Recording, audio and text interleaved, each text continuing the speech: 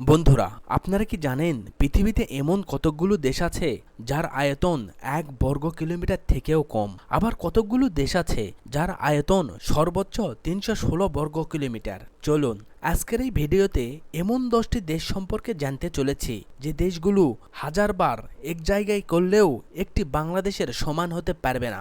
Number 10, মাল্টা। এই দেশের আয়তন সর্বোচ্চ 316 বর্গ কিলোমিটার। এই দেশে মাত্র 4 লাখ মানুষ বসবাস করে। নাম্বার 9, মালদ্বীপ। পৃথিবীর ছোট 10টি দেশের মধ্যে মালদ্বীপ একটি। এর আয়তন 310 বর্গ কিলোমিটার।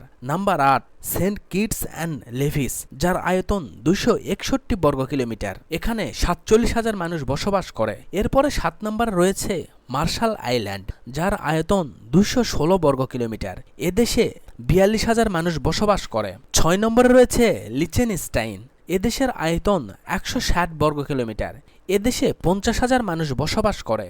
এরপরে নাম্বার 5-এ রয়েছে সান মারিনো। এর আয়তন মাত্র 61 বর্গ কিলোমিটার।